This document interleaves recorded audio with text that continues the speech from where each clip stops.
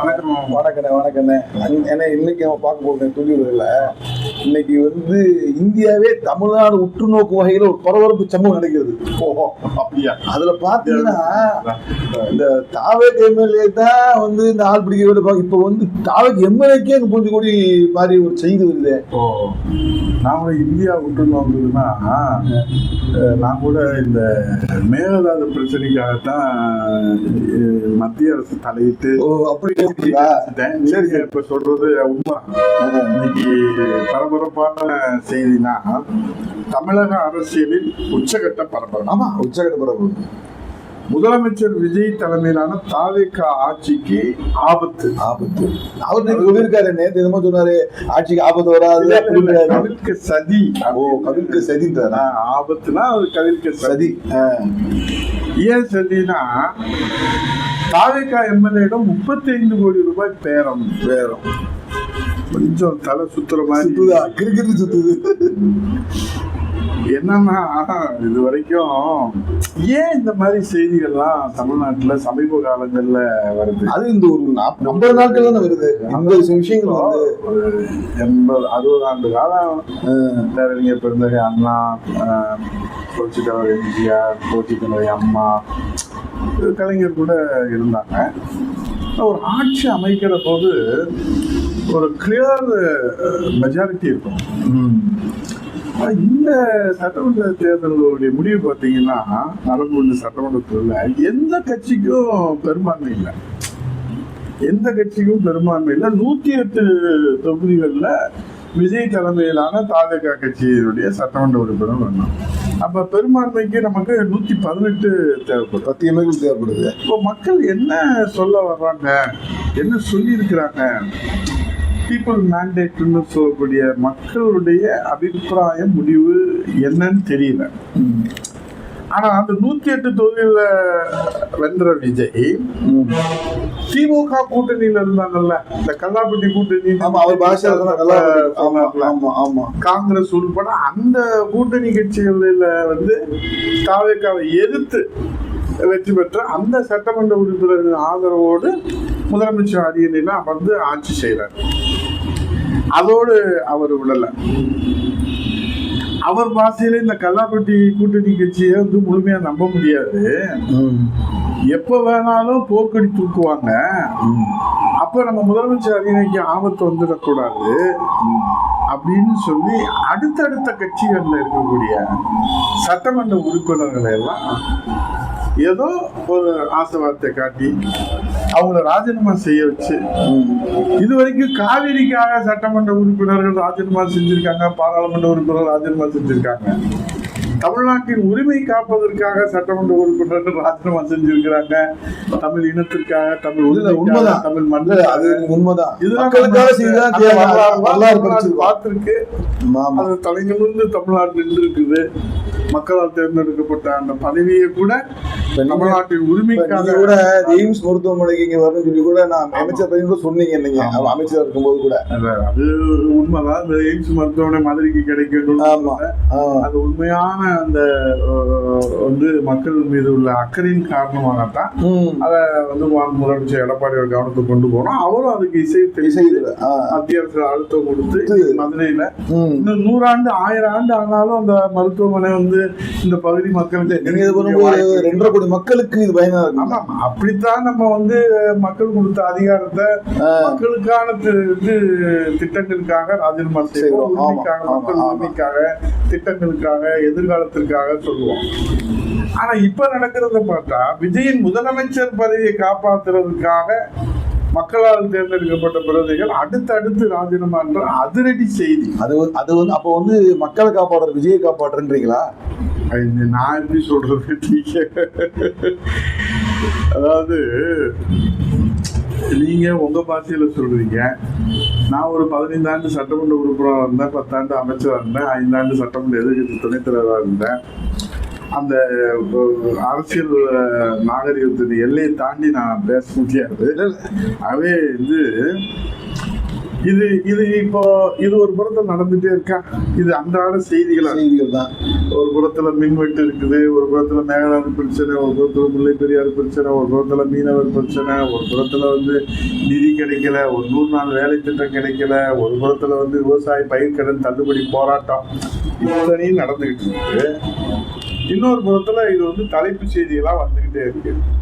அதுலதான் இன்னைக்கு வல்லவனுக்கும் வல்லவன் இந்த மண்ணில இருப்பான் அப்படின்னு கிராமத்துல ஒரு பழமொழி சொல்லுவாங்க.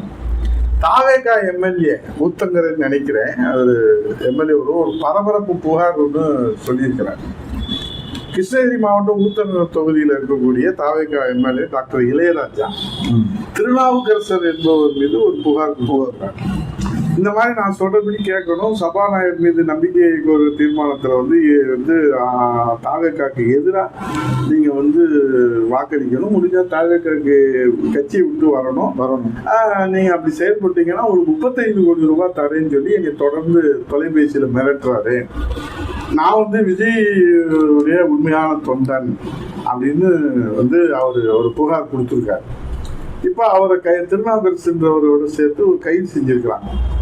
அதுக்கு வந்து எதிர்கட்சிகளுடைய இது இருக்குமா, அவருடைய தூண்டுதல் இருக்குமா, இவருடைய தூண்டுதல் இருக்குமான்னு ஒரு பெரிய நேற்றுலாம் ஒரு பரபரப்பான விசாரணை நீதிமன்றத்திலே கூட 4-5 மணி நேரம் விசாரணை நடந்ததா. இப்போ மற்றவங்க நம்ம இவருக்கும் நடக்குது, இதே வந்து நம்ம இங்க இடம்பெரிய அவங்களையும் வைக்க மாட்டேங்கிறாங்க விசாரணைகள்.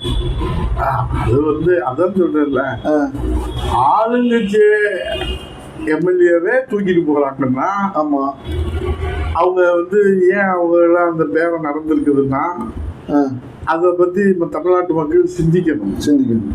பொதுவா வந்து எதிர்கட்சியில இருக்கிறவங்களுக்கு பதவி ஆசை காட்டி அவங்கள ஆள தூக்குவாங்க. அதுதான் பார்த்துருக்கோம், அதுதான் இப்ப நடக்குது. ஆமா, அதுவும் இந்த எம்எல்ஏக்கள் ராஜினாமான்ற கொடுமையெல்லாம் இதுவரைக்கும் தமிழ்நாடு இது மாதிரி சந்திச்சு கருத்து சொன்னீங்க. மக்கள் பிரச்சனைக்காக வந்து அந்த மாதிரி தங்கள் பதவியே வந்து திறந்தாங்க அப்படின்னு சொன்னீங்க. அது அப்பதான் வந்து நம்ம இப்ப வந்து அது மாறுபட்டு இருக்கு. ஆமா, இப்ப என்னன்னா எதிர்கட்சியில இருந்து ஆளுங்கட்சி தூக்குறதும், ஆளுங்கட்சியில இருந்து எதிர்கட்சி தூக்குறதும், கூட்டணி கட்சியில இருந்து கூட்டணிக்கு தலைமை வகித்த கட்சி தூக்குறதும், மொத்தத்துல புதிய கட்சிக்கு பெரும்பான்மை இல்லாதனால மொத்த கட்சிகள்ல இருந்து ஆளை தூக்குற இந்த ஆள் பிடிக்கிற படம் வந்து நமக்கு என்ன சொல்லுதுன்னா, வினை விதைத்தவன் வினை அறுப்பான், திணை விதைத்தவன் திணை அறுப்பான், தன் வினை தன்னை. அருமை அருமை. இதுதான் வல்லவனுக்கு வல்லவன் இந்த மண்ணிலே இருப்பான். அதனால விஜய்க்கு வந்து தாவேகா கட்சி எம்எல்ஏவே தூக்கிட்டாங்க அப்படின்ற செய்தி வந்து உளவுத்துறை மூலமா கிடைச்ச உடனே அவர் பேர் அதிர்ச்சி ஆயிட்டதா ஒரு செய்தி நமக்கு செவிவழி செய்தி தான், உண்மை செய்தியா தெரியல. அப்ப விஜய் அவர்களை அதிகாரத்தை வைத்து எதிர்கட்சி சட்டமன்ற உறுப்பினர்கள் அப்பாவிகளை நீங்கள் விலைபேசி நீங்கள் உங்கள் கட்சிக்கு தாவேகா கட்சியினுடைய முகமடி அணிந்து உங்கள் முதலமைச்சர் அரியணையை காப்பாற்றிக் கொள்வதற்காக நீங்க எந்த எக்ஸ்டென்ட்டுக்கும் போவீங்கன்னா, உங்க அப்பாவுக்கு அப்பாவா பார்த்தவங்க எல்லாம் இந்த கட்சி இந்த தமிழ்நாட்டுல வந்து இருக்காங்க. அதனால எதுவுமே நம்ம நியாயமான வழியில நம்ம தர்மத்தின் வழியில செய்யணும் அப்படின்றது மக்கள் எதிர்பார்ப்பு. இதை மக்கள் உன்னிப்பா கவனிச்சுட்டே இருக்காங்க.